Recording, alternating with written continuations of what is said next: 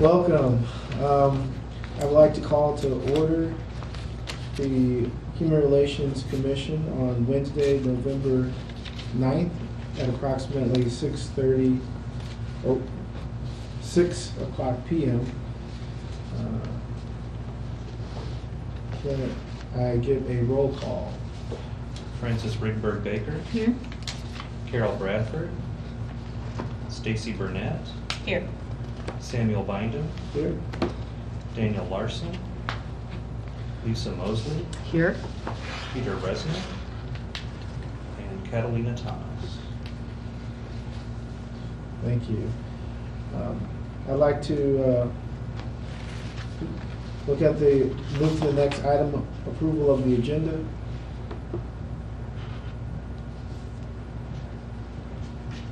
Motion. I move that we approve the agenda for tonight's meeting. I second it. All those in favor? Aye. Aye. Those opposed? Motion carries. The agenda is approved. Approval of minutes from September 14th and October 12th.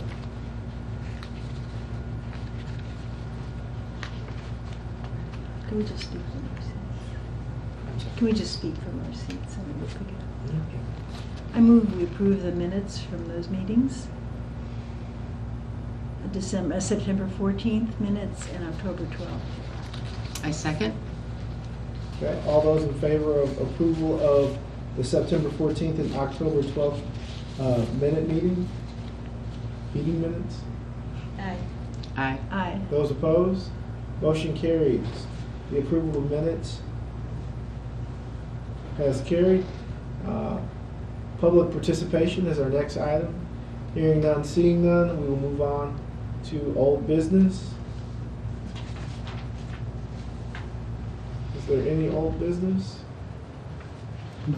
All right, no old business. Let's move on to new business. Commissioners, I just wanted to request today an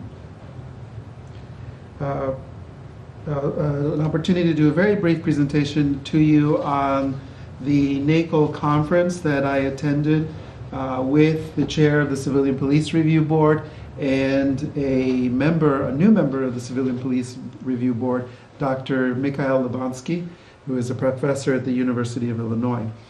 I will do an abbreviated presentation today and just wanted to mention to you that the Civilian Police Review Board is a member of NACO, which is the National Association of Civilian Law Enforcement Oversight. In front of you, I passed out a little packet that will walk you through an overview of civilian oversight in the United States. It has been a long time coming that we needed a brief summary and restatement of civilian oversight, and NACO partnered with the Diagnostic Center, which is Data-Driven Justice Solutions, and they produced this joint report. This is actually a smaller version of a larger report that's being developed. And this refreshes some of the literature and understanding that's out there around the purposes and functions of civilian law enforcement oversight. I'd like to call your attention to page 3. One of the unique benefits of this particular report is that it outlines for civilian oversight and members of the public the key common goals of oversight programs. And they are to improve public trust, you'll see it on the bottom left-hand side, to ensure accessible complaint processes, promoting thorough, fair investigations, increasing transparency, and deterring police misconduct. If you have a chance to walk through the rest of the report, you'll sort of get a background on the history, and the development of civilian oversight within the United States. If you look on page 10, we were actually listed as one of the civilian oversight organizations. We fall under the model that is review-based. However, one of the things you're going to find is that most of the boards throughout the United States borrow elements from the various 4 types of boards. So for example, even though we are primarily a review-based board in the Civilian Police Review Board, we do engage in some other activities such as direct review of police procedure where it relates to tasers. Every time a taser is utilized in the city of Urbana, that taser usage is reported immediately to the CPRB, and then the police reports are transmitted to me, redacted, and the video. And then I collect that information, and once we have a certain number of them, we have a hearing, we have a meeting where we review the utilization and determine whether there's any need for recommendations for policy changes to the chief of police. Since we've been conducting these reviews, we have actually only had 9 usages of the taser. In all of those usages, we found that the use was compliant.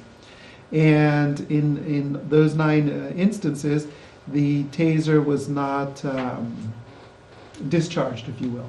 We are now getting ready to review 3 new taser displays or usages, and one of them does involve an actual discharge of the device where the person is brought to the ground as a result of the use of the taser. So that is one area where the Civilian Police Review Board, even though it's an appellate review body, does engage in direct review of certain kinds of activities. There's another situation where we borrow from some others, is where we engage in forward collaboration with the police department around the development of policy. So for example, the Civilian Police Review Board partnered with the police department to develop the taser policy that was adopted and that is in place and that officers are trained around in terms of when to use a taser and when not to. This is very good news because our process is one that is flexible and is growing according to the needs of the city. As you know, the city of Champaign is currently exploring developing a civilian police oversight body of their own. And they are aware of the basic 4 types that exist, and they're also aware that they can borrow elements of each of the 4 types to construct something that works for their particular jurisdiction. I wanted to bring this to your attention also because the conference that was held in Albuquerque, New Mexico that I attended along with the chair and the other CPRB member was extremely valuable. We had a chance to meet with law enforcement chiefs, law enforcement bodies that were present. Some bodies, police departments sent their chiefs of police and spoke to the membership, which was a very large membership of oversight bodies, about the various techniques, strategies, and partnering that they were doing with the civilian oversight in their particular jurisdiction. It's very heartwarming. It bodes well for the future of oversight agency partnerships with police departments themselves. The Department of Justice was present, and several members from the department, attorneys for the Civil Rights Office of the Department of Justice, spoke to the membership of civilian oversight agencies that were present to discuss how things were going with respect to consent decrees that were established in New Orleans, Ferguson, Albuquerque, New Mexico, and the things that they look at, the things that they're concerned. What the head of the Department of Justice, who it will be, he communicated to us that he's got just a few days left in office because there will be an election and there will be a new president, and he sort of walked us through something around 15 or 18 points that he thought all civilian oversight agencies should have in mind as they continue to operate and develop within their various jurisdictions. So a lot of information sharing. We had an opportunity to meet with other civilian oversight agencies, such as the ones from San Antonio, Texas, New York, Minnesota, Indianapolis, and share what's going on in their areas. What are some best practices that they're engaging in? One of the things that I walked away with, very impressed with, was that all of them are moving to high-level data collection and data analysis to track how our department's doing. And many of them are also engaging in forward partnerships with their police departments. This is collaboration where they're at the table and attempting to find best practices for reducing crime, but doing everything within a constitutional framework.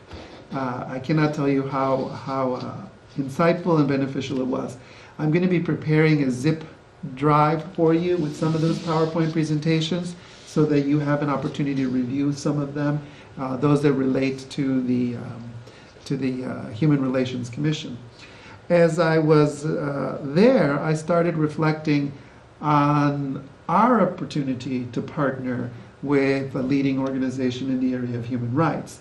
And so that brings me to the next presentation in just a moment. But before I leave the presentation on civilian oversight, are there any questions that you might have of me?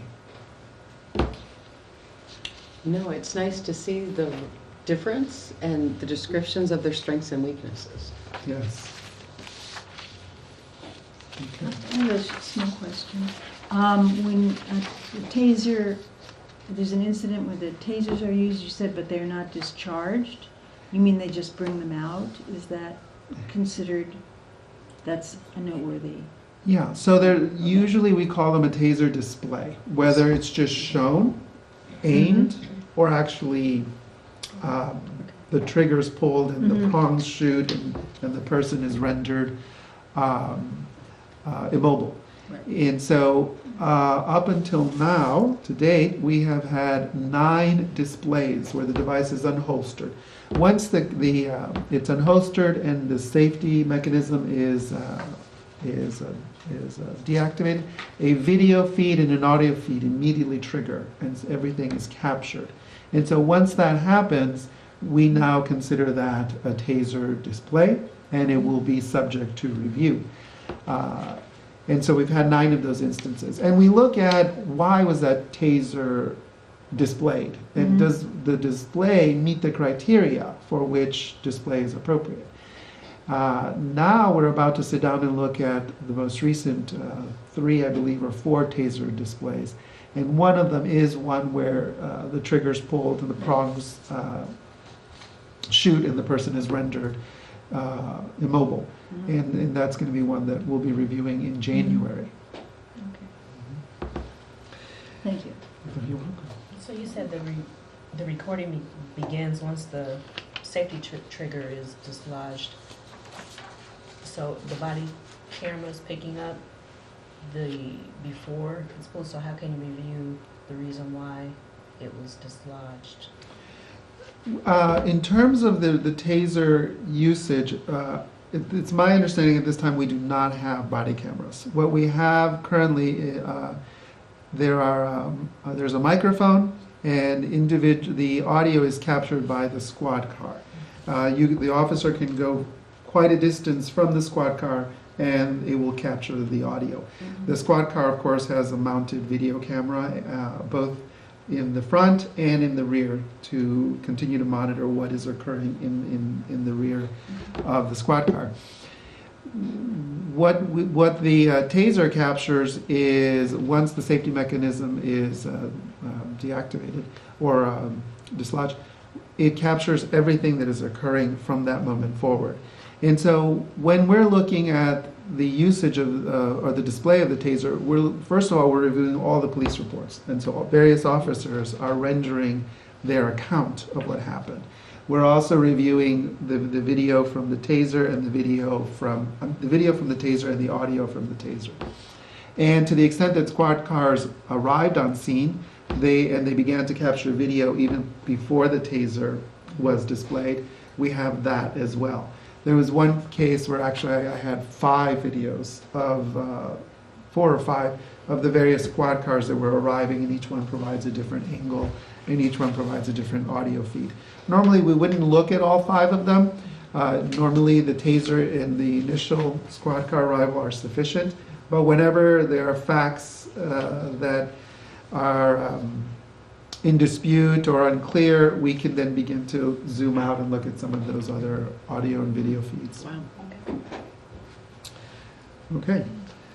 Thank you. You're welcome. So the next item that I wanted to discuss with you is there is a prominent organization that I regard very highly, and we are not a member of it to my understanding.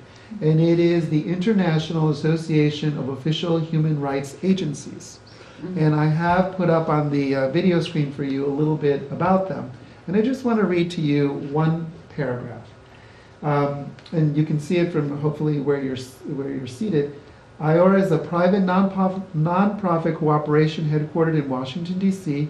The association was founded in 1949 in New York at the annual meeting of human rights agencies from 4 states, which was referred to as the Conference of 4 State Commissions.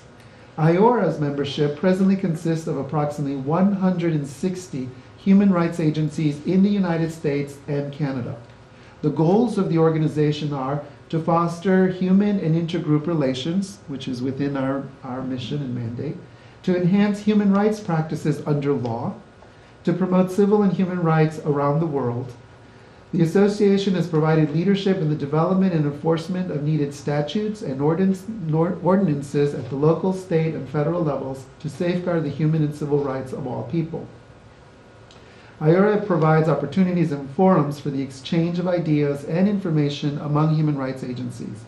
Organizations and individuals are invited to participate in IORA-sponsored seminars and training conferences with professionals from all disciplines. IORA also provides advanced training opportunities for its members and other concerned groups and organizations.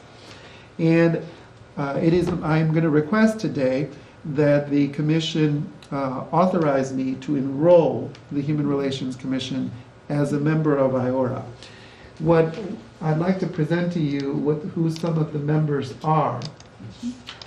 And you'll see Alabama's represented, Alaska, Arkansas, Arizona, California, Alameda County,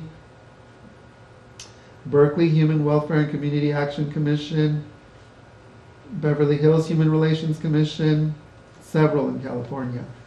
The state of California, I believe, is also a member. If you come down, you'll see Colorado is represented, Connecticut's represented, Delaware's represented, DC is Office of Human Rights is represented. Florida has multiple counties and cities that are represented. Georgia, Guam is represented. Hawaii Civil Rights Commission is represented. Idaho, Illinois, we have City of Chicago, City of Champaign has become a member. City of Peoria, Cook County Commission on Human Rights, the Danville Human Relations Commission, the Elgin Human Relations Commission. Indiana's represented, City of Anderson, East Chicago Human Rights Commission, Evansville, Fort Wayne, Hammond Human Relations Commission, and so forth. It'll give us an opportunity to receive important information, to be able to participate at their annual conference. The fee for membership is, in my opinion, extremely affordable. It is, let me just get that for you. For us, it would be the lowest. For, Yeah. it could be as high for some organizations at $600 if you have 5 million or more people in your jurisdiction, population. For us, we are under 75,000. We would only have to pay $200. Are there any questions? I would like to request permission to enroll the Human Relations Commission. How did you hear about them? I was loosely aware of the of the IORA. The Illinois Department of Human Rights is a member of IORA. They have consistently encouraged cities to join IORA. Some don't for a variety of reasons, including budgetary concerns. I feel that as we continue to move forward and as I work with the training and development work group, we're going to be developing a curriculum, and it'll be very nice to be able to partner with IORA and also put in our budget some training opportunities as we for the next fiscal year and the subsequent fiscal years. The deputy director of the Illinois Department of Human Rights was a board member, and I think continues to be a board member of IORA. And she of course encouraged me if I could join. I tend to be frugal with money, and we don't have the largest budget, but I think that this $200 would be an extraordinary investment. Yeah, that's great. Do we need a motion? All right. Is there a motion? I move that we approve to pay the fee for joining IORA. Is there a discussion? Any I think discussion? it's a great idea.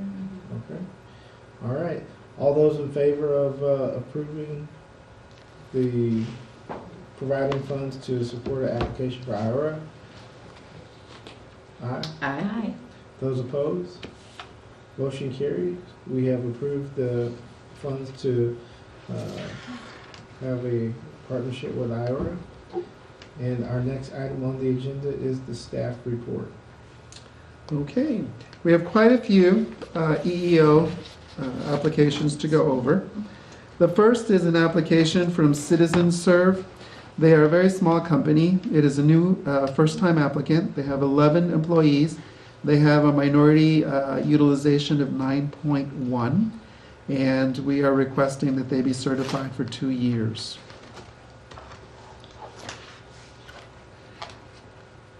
Let me just comment. CitizenServe is out of Tempe, Arizona. They have a very large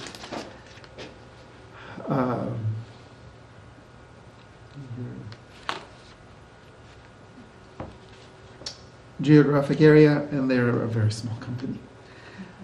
The next company is Iron Horse Incorporated, a very small company, 7 employees. They have a minority utilization rate of 42.9. Obviously, it's large because they have 3 individuals and they're such a small company. We are requesting their certification for 2 years. ICD Iron Horse is a general contractor, and they are based out of Monticello, Illinois. Micro Supply is a new company that is applying, a very small company, 13 employees. The majority of their workforce falls within a minority category, which gives them a 100% utilization rate. We are requesting that they be certified based on their size for 2 years. They are based out of City of Industry, California. They are a computer. Let me just double check that. Yes, a computer company. The next company is Morrow Brothers Ford Incorporated. It is a small company, 13 employees. They are based out of Greenfield, Illinois.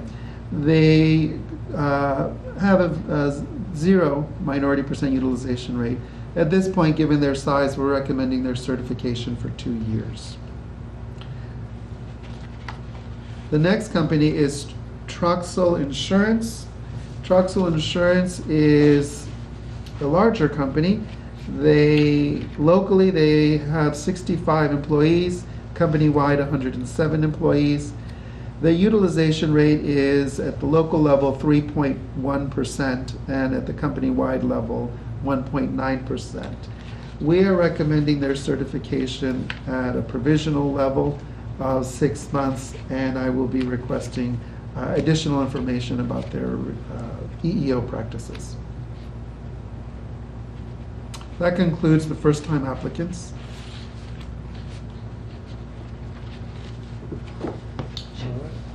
Do you want to take care of that section now and then go on to the renewals? Is there a motion? I move that we follow the recommendations of our Human Relations Officer. Do you want me to, for the first time applications? Is there a discussion? I'll second the motion. Okay. No, I feel like those are right on target when I look at the size of the company, and also the one that is the largest has the lowest percentage of minorities and women employed. So I feel like Alex Alex's recommendations are spot on. So we have a motion and a second. I second. All right. All those in favor, say aye. Aye. Those opposed? Motion carries. We have approval to follow Alex's recommendations for first out of contracts. All right. So we will move to renewals. All right, in the area of renewals, the first company renewing is Applied Pavement. They have grown by 3 employees. This year they have 49 employees. They have a pretty robust utilization rate of 44.9%. That's 22 employees. They were previously certified for 2 years. We're requesting that they be recertified for 2 years. This company is out of Urbana, Illinois, and they provide civil engineering services. The next company is Brown Wood and Associates. This is a renewing company. They have grown by 1 employee. They are currently at 17. We previously certified, their utilization rate has gone up from 6.3 to 17.6. Again, these numbers are significant in large part given their small employee population.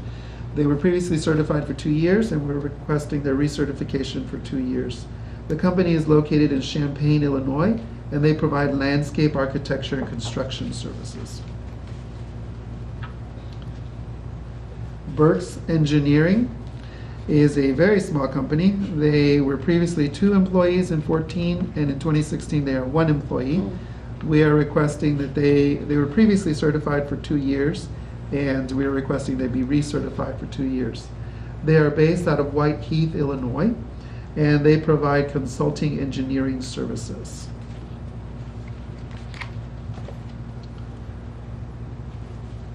The next company is CD Office Technologies. The company grew by 7 employees. This year they are at 123 employees. Their minority utilization rate is 4.1%. Their female utilization rate is 26.8%. They were previously certified for 1 year. Given their increase in both female and minority categories, we're recommending that they be recertified at the 1-year mark. The company is based out of Springfield, Illinois, and their service is a value-added reseller of office technology products and services.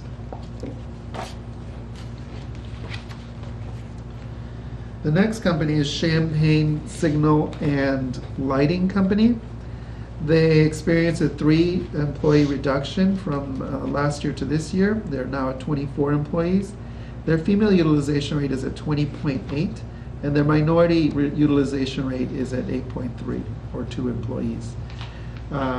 Given their slight increase in both of those categories and their size, I am recommending that they be certified at the 1-year mark. They were previously certified at 6 months. The company is out of Urbana, Illinois, and they provide traffic signal and highway lighting services. It's my understanding they're a boutique company.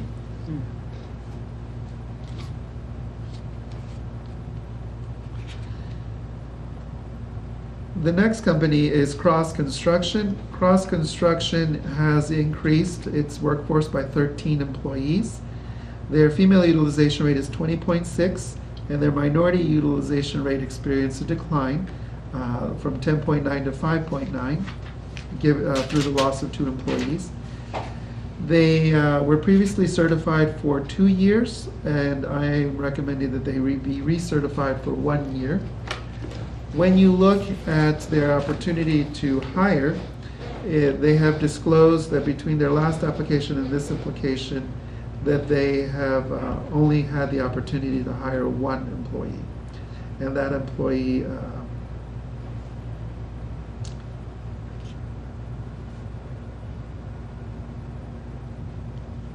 that would be since the last 2014.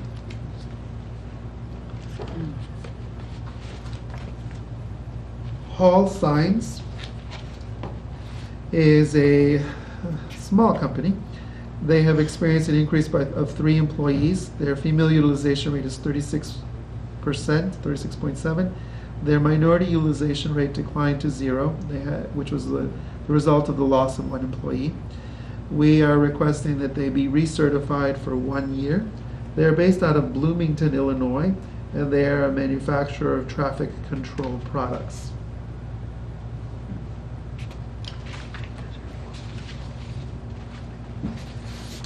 The next company is Ileana Construction. Ileana Construction is a small to medium-sized firm. They've lost 9 employees between the last application year and this year. Their female utilization rate has increased to 14.3%, and their minority utilization increased slightly to 11.9%, although it did involve the loss of 1 employee.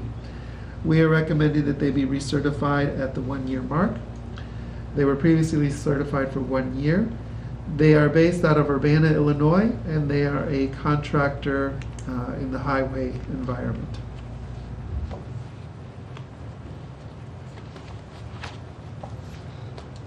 Kinney Construction is applying for renewal of their certificate. They are a medium-sized company. They have experienced a loss of 4 employees. They're at 62 employees. Their female utilization rate is 8.1. Their minority utilization rate is 6.5.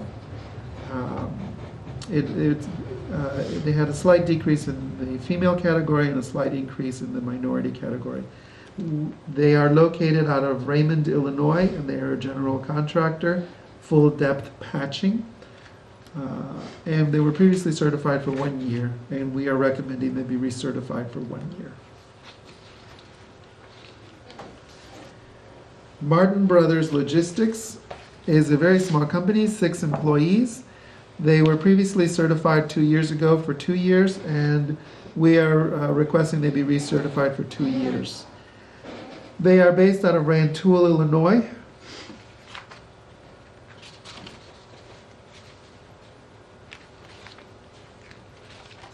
This one I'm not quite sure what the...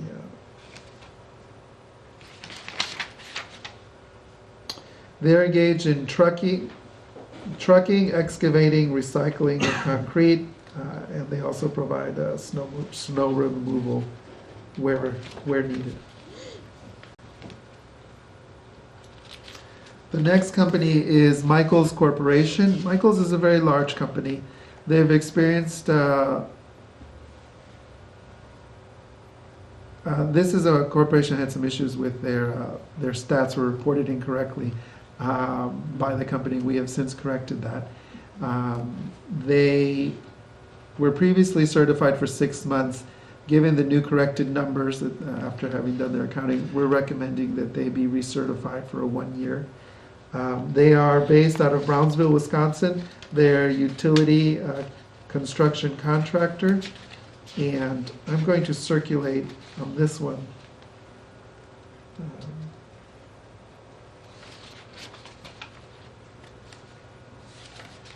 Their correct EEM numbers.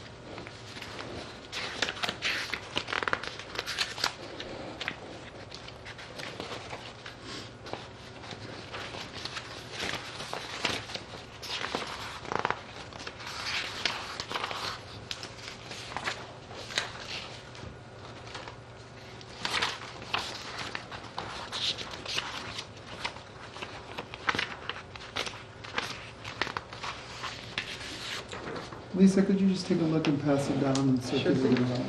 I only have 1 copy of that one, unfortunately. I apologize for that.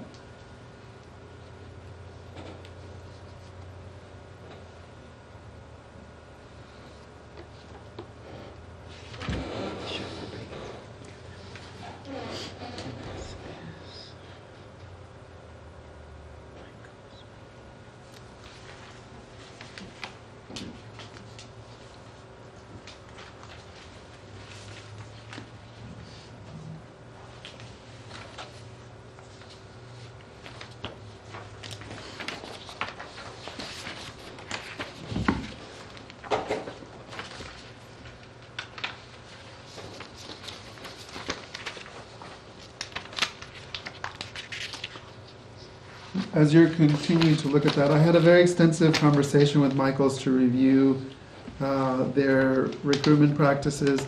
They have provided a packet providing documentation of good faith efforts towards their diversification.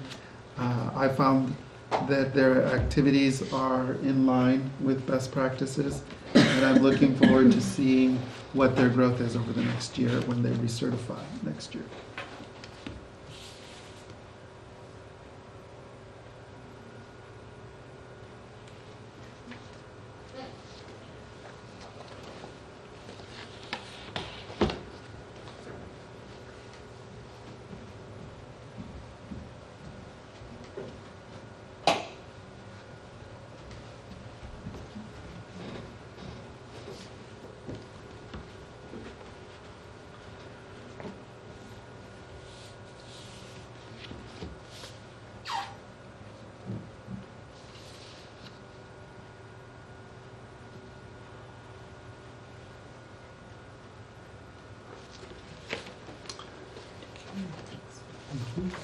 The next company that is applying for renewal is Mid-Illinois Concrete and Excavating. They are a medium-sized company. They have grown by 7 employees to 60. Their female utilization rate is 1.7, and their minority utilization rate is 5.0. It went up to 3 employees. They were previously certified for 6 months. I'd like to request their certification for 1 year. They're based out of Urbana, Illinois. They provide concrete service. And I would request, if they are certified for 1 year, that I would direct them to submit a revised EEO statistics within 6 months, just to see where they are at the midpoint.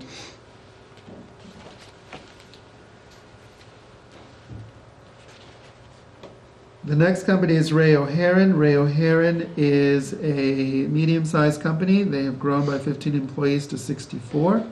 They have a 43.8% female utilization rate and a 14.1 minority utilization rate. Ray O'Haron is located in Danville, Illinois, and they're a supplier of public service equipment. They were previously certified for 6 months. And I'm requesting their certification for 1 year, and like Mid-Illinois, with a direction to file updated workforce statistics at the 6-month mark.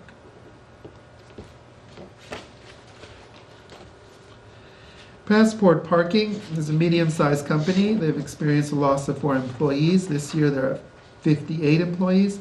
Their female utilization rate is 20.7.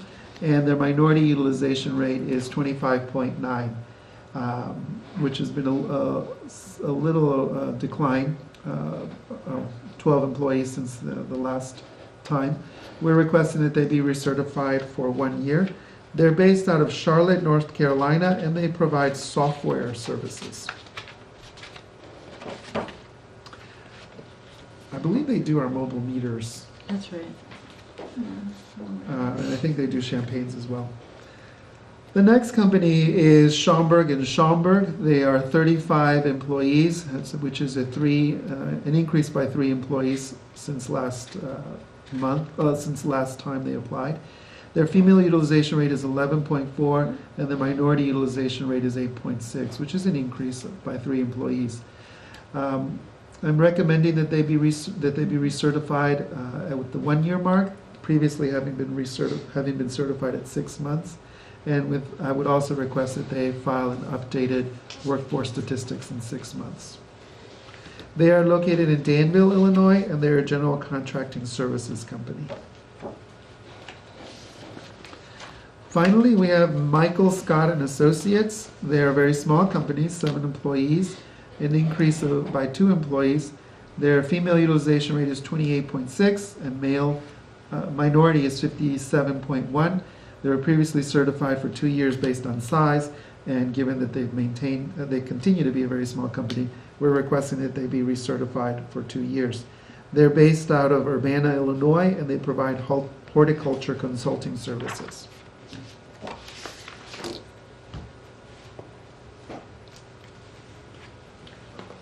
That's a lot of renewals. Then. No, well, we have some from last time, and then we have I this totally year. understand it. Wow. Is there a motion? question on cross construction, maybe I just didn't hear correctly.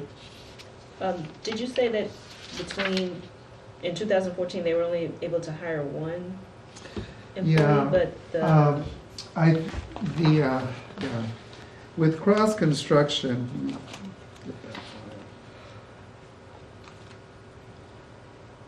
It looked like they hired 13. 13, right? yeah, according to the spreadsheet, usually what happens, what I found, sometimes there's a discrepancy. We use this table, we created this table in order so that we can track what has been the shift from the last time to this time. So on this table, we'll capture that. When the applicants fill out our form, we ask them to tell us in table C how many people they have turned over since their last EEO report. When we revise the form, I'm going to revise this because what I'm finding is that some employers don't think to go back since the last time they applied, which in this case would be 2013. Sometimes what they do is that they've turned over somebody since last year. And so my assumption would be that that's what happened. And in the new form, we will specify what's been your turnover either last year or since the last time you were certified. And which is why we're glad that we keep all the data. Every time they apply, we keep that data feed so that we can go back and audit. And so that's why we are actually picking up that they had that 13 employee shift over the last 3 years. At this point, let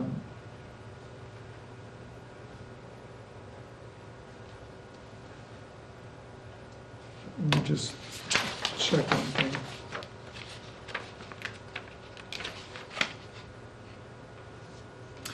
Cross construction is a unionized environment. They have collective bargaining agreements.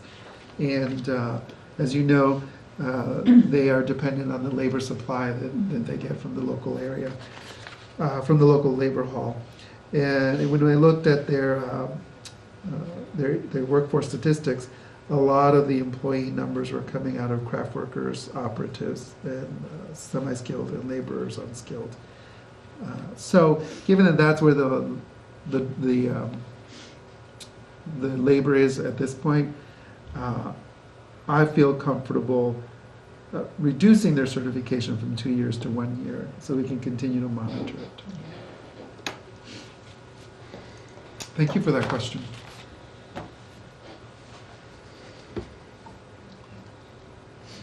So we're ready for a motion? Okay, I move that we accept Alex's recommendations for the renewals. Your explanations have been and helpful and and also indicating where they're located in the state as well as the changes. Anybody There'll be discussion. After you second it. I second it. All right, discussion? There you go. The only thing I found a little remarkable was Hall Signs. Since they hired 3 new people, they lost their 1 African American employee and now have 0 minority. If it had moved in the other direction, we might have been encouraged to go from 6 months to a year. And here I think also it may be notable enough to make it a 6-month renewal. We're talking about Hall? Hall Signs. Hall Signs, Mhm. okay.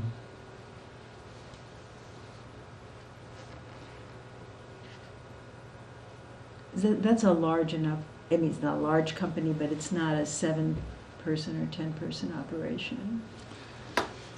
I'm wondering if they have made good faith efforts there. Where are they located? That's what I was just. Hall Signs is, let me look at that. I see the concern. They are located out of Bloomington, Illinois. They manufacture, Just as many people. no, I'm sorry, Bloomington, Indiana. Bloomington, Indiana. Okay. They Some more. manufacture traffic control products.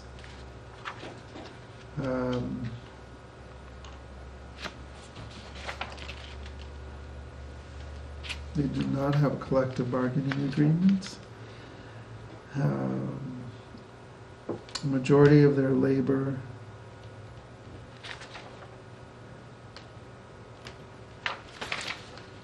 I withdraw my recommendation and amend my Okay. recommendation on Hall, and I would recommend 6 months. That seems reasonable. I agree.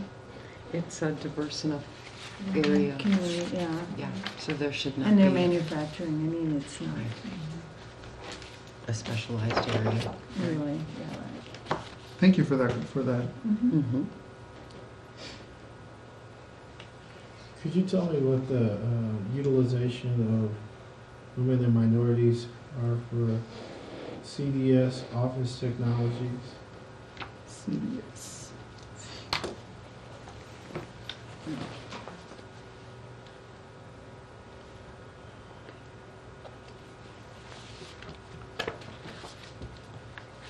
Looks like in women, it's, CDS Office Technologies, again, is out of Springfield, Illinois, a very diverse area.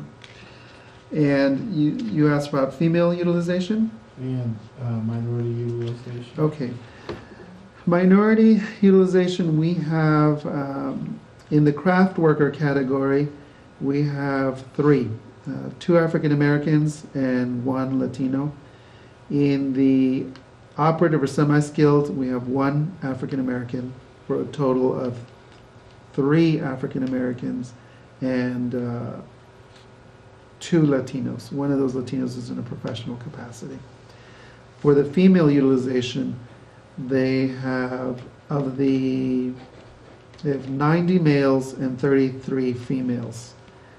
22 of the 33 females are in office and clerical, immediately followed by 4 females in sales workers, immediately followed by 3 females in office officials and managers, and followed by a tie of 2 in the professional category and 2 in the operatives category.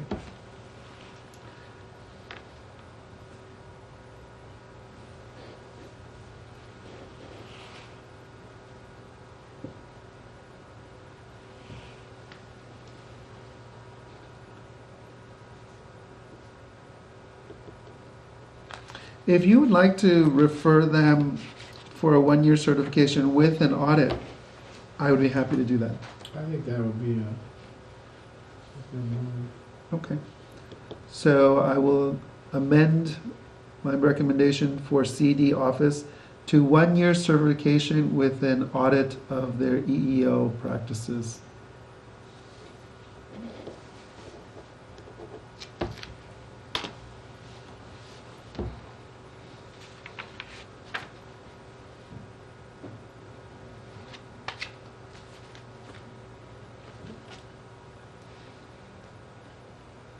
Any further discussion? All those in favor of accepting the amended recommendations, say aye. Aye. Those opposed? Motion carries.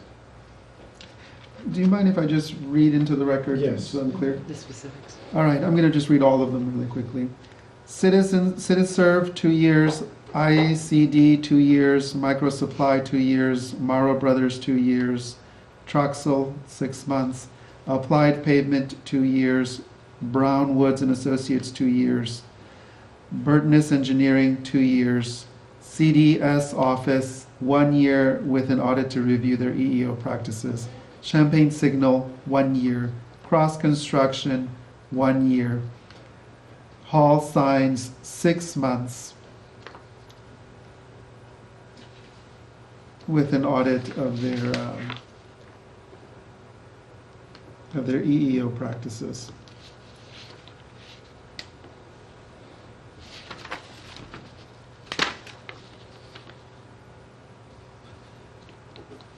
Ileana, 1 year. Kinney Contractors, 1 year. Martin Brothers Logistics, 2 years. Michaels Corporation, 1 year. Mid-Illinois Concrete and Excavating, 1 year, with a direction to file an updated workforce statistics in 6 months. Ray O'Haron, 1 year, with the direction to file updated workforce statistics within 6 months. Passport Parking, 1 year. Schaumburg and Schaumburg, 1 year, with the direction to file updated workforce statistics in 6 months. And Michael Scott and Associates for 2 years. That concludes our EO review. In terms of HRO activity, we're getting we had an expungement fair in the community. It was highly successful. Circuit Court Clerk Katie Blakeman put on the event in partnership with others in the community. The Human Relations Commission had a booth present. Stacy Burnett helped staff the booth. We shared the booth with the city of Champaign, and there were 1,000 persons who attended, and some from out of state. One person, I believe, flew in from California because their conviction was here and it needed to be expunged here. Several people drove in from outside of the city of Champaign and Urbana. The clerk's office was there. The Secretary of State's office was there. The U.S. Passport Agency was present. Many attorneys volunteered their time. They had undergone some attorney training on expungements and sealing. Cabrini Green Legal, who's an expert in the area, was brought down from Chicago and invited, and they accepted. And there was a lot of counseling. The Sheriff's Office and the Urbana Police Department facilitated the fingerprinting so their criminal records were up to date. And so now many of those applications were filed and then will be adjudicated through the court system, and a judge will determine what records are expunged, what records are sealed. It was a very important event that helps individuals that have prior convictions move past that particular conviction and have it erased if it meets the criteria. It's another instance of the importance of public outreach. There were many agencies that were present. They got to see that the Human Relations Office and the Human Relations Commission is committed to educating. We did a lot of education with attendees that were walking through, promoted visibility for both the office and the commission.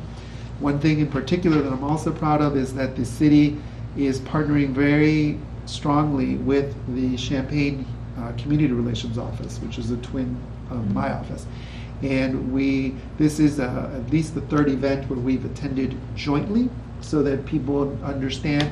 And the investigator here, Rachel Joy is the investigator there. We collaborate, we cross-refer, and so that individuals are availing themselves of the services.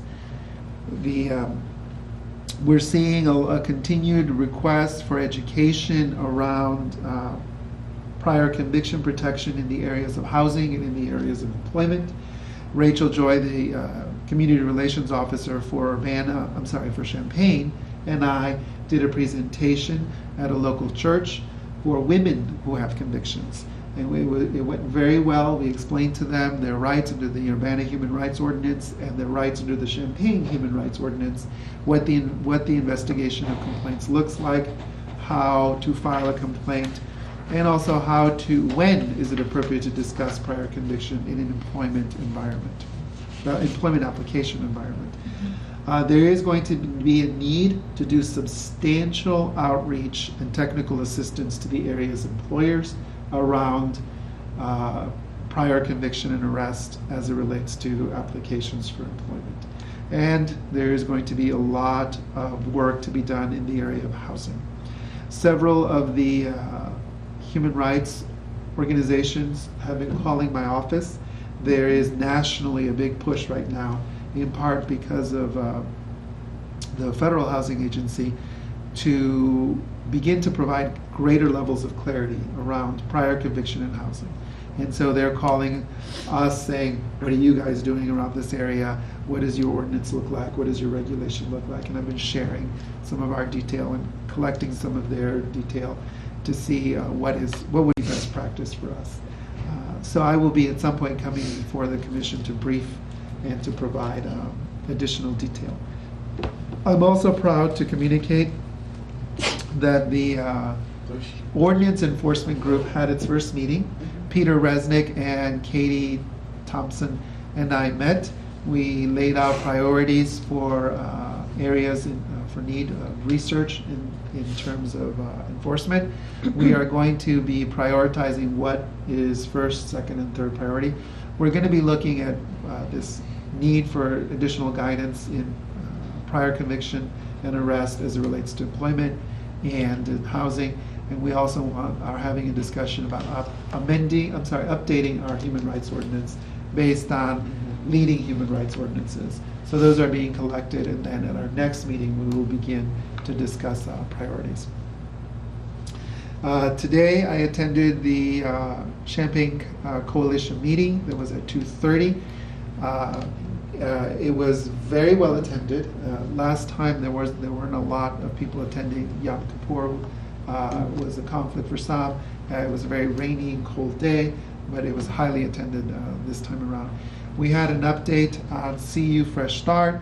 The program continues to move forward in terms of providing support to those individuals that have requested support from Dante, who is the social worker. Let me just locate the agenda really quickly.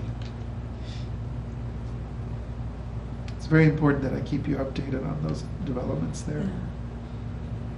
Did you go to that? That meeting is part of the community outreach work group of the commission. We have agreed that all of them will be attended, and we have a rotating group that's comprised of Lisa Mosley, myself, and Fran, and this time I attended. We also had a nice presentation on restorative justice in Illinois. There's going to be some outreach to try to develop best practices and disseminate information on restorative justice throughout the state. And so I'll get the literature and I'll distribute it to you so that you can consider it. There was also some updating around a grant that was applied for by the City of Champaign for a coordinator to coordinate the Fresh Start program, the CU Fresh Start program, and they have begun to search for that position. I believe that part of that position will do some work around outcome evaluation, which is of course very important when we engage in new approaches. There was a police community relations update, and that is usually an update by each of the chiefs of police in our jurisdictions, the university, the sheriff, City of Champaign, City of Urbana. There were three big comments, key points that were shared there. The first is the importance of locking your vehicles and not storing valuables within plain sight of your vehicles, especially as we go into the holiday season. They also stressed that we are up to, I believe, 90 shootings in Champaign-Urbana, and 22 of those shootings have been in the Urbana jurisdiction. They communicated that they have, in Urbana, they have a task force that deals with gun violence, and the law enforcement agencies have been supporting one another to increase patrols in highly affected areas. There was a discussion about a youth center, youth assessment center that is operating and providing youth assessments where police bring youth to the assessment center. And then there was a discussion about trauma training that is being done by Karen Sims, and some trauma training that's going to be held in December. I'll try to get that information for you in case you'd like to attend it. Excuse me, Alex. Did they invite, when they were talking about the crime statistics, did anyone bring up sexual assault was that discussed? Because I asked for that when I attended the meeting, and it was a violent crime that we need to track, and a little bit of resistance, but some support also from the sheriff. And I'm just wondering if there was any difference there. No, there was no reporting. There was no reporting out by category. They just Okay. it was a little it appeared to me more top of mind. They reported on what was top of mind. What appeared was top of mind was the burglaries are running high, and we're going into this holiday season, and then the shooting. The shootings are very top of mind, and especially as they're continuing to roll out this CU Fresh Start. The only third item that they did bring up was that the University of Illinois, after the elections, has been really responding to any perceived threats or harassment on social media in terms of opinions by individuals in response to the election results, Right. especially whenever responding to anyone that may feel threatened. I think there was some concern over the Muslim community that they feel safe. Right. The reason I mentioned that about the sexual assault, because is a violent crime that needs to have more awareness. And if it's ebbs and flows, they may not make the front page, but they do exist. And I believe that that's an important statistic that tends to be underreported and under a low level of awareness. Yet it affects disproportionately women and children. So Okay. I'm going to bring that up again until they I think that'd be great. listen to me. Yeah. And I'd like to, the next time we meet, let's discuss, maybe we can send a communication over to them so that they can look into that. Finally, there's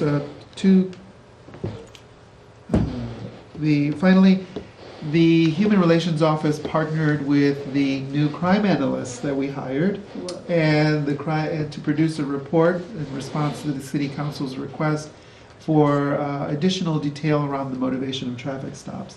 And so Melissa Haynes, who is a very bright crime analyst, prepared a report, and it was delivered to the City Council.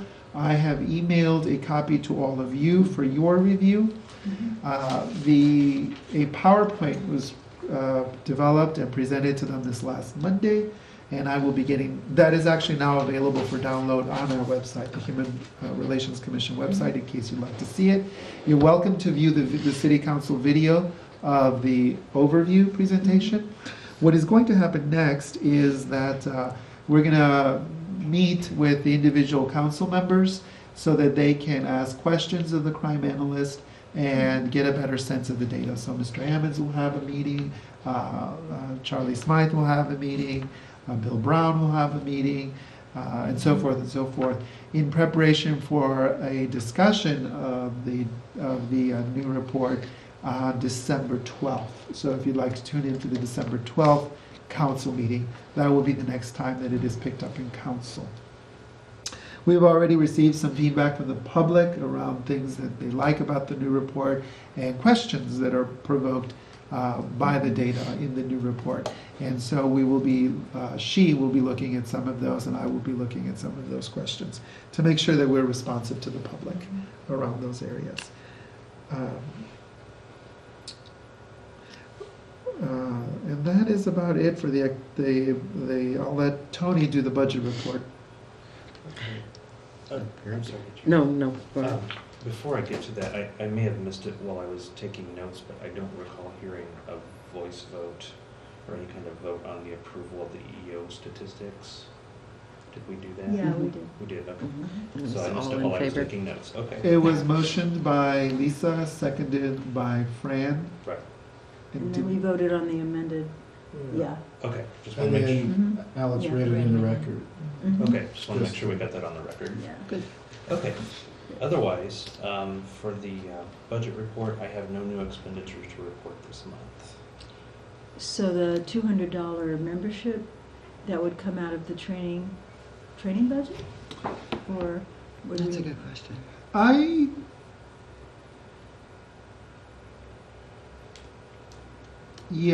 think, I mean, that's a, that's where we would take it out of. Okay. okay. I have one announcement. The Martin Luther King annual countywide celebration will take place at Parkland College in their student union, which is Building U, It will be our second time there, and then from It's here, we will nice. choose a new venue for the next year. Okay. The nomination process is underway. If you would like to nominate anyone, please nominate. If you could circulate the call for nomination to anyone that you may know, please do so. We have, if you don't, we have created a new website for the Martin Luther King celebration, and we have developed an online nomination. Oh, good. Just a quick second here, it's getting late in the day. The caps is on. Thank you. They want us to make these passwords so long, and then I get confused. So the website's very easy, cc-mlk.org.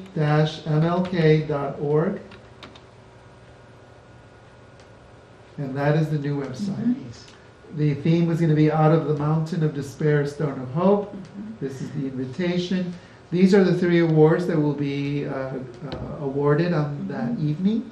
And you can go to nominate by just going to nominate. Nice. And then you will see an online form to nominate. And if you want to learn about the life and legacy of one of my heroes, Dr. King, you can go here and learn all about him. We have all, one of the things that the committee was interested in is to continue to honor those recipients. And so we have all of the recipients that have ever been honored. Yeah, You can sort of learn about them. That's great. And then if anyone wants to sponsor the event, we now have an online sponsorship pledge form. In the subsequent years, we're going to attempt to flesh out a little bit more so that we can get some narrative of the various individuals that have been awarded the award over the period of time. So please let as many people as you know. We've also created a Facebook account and a Twitter account for the event, and we're going to begin to use social media a lot more so that there is more of a yearly presence and recognition of Dr. King. And that concludes my announcements. I have one that is, I've just come across recently. This Sunday is the International Dance for Kindness, kicking off the Kindness Week, sponsored by lifevest.org. I don't know if any of you are familiar. We are going to celebrate at my school, just kind of trying to take on another opportunity to be ambassadors of kindness. So if you'd like to dance, we will be What sort of dancing? any kind. But it is just something that if you have a chance to Google, it's Orly Waba, I believe, is the founder. And they have, I'm thinking in the future, if they do freeze mobs and flash mobs on the community. Sunday is the actual day, but again, our students aren't in school, so we're going to participate on Monday. But I think just bringing that awareness to students and adults, and especially in our trying times, that it's kind of great to be purposeful. I think it's really easy to forget. So just putting that out there. Thank you. That's good.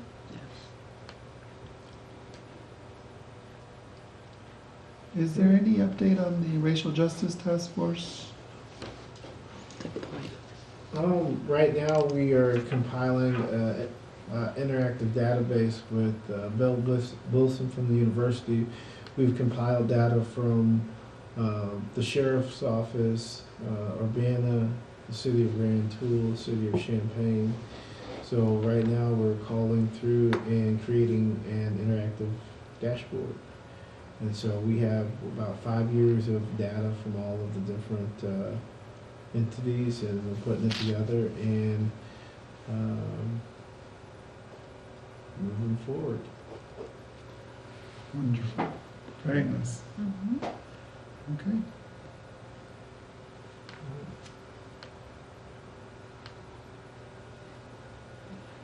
We're done. All right. Okay. Meeting adjourned.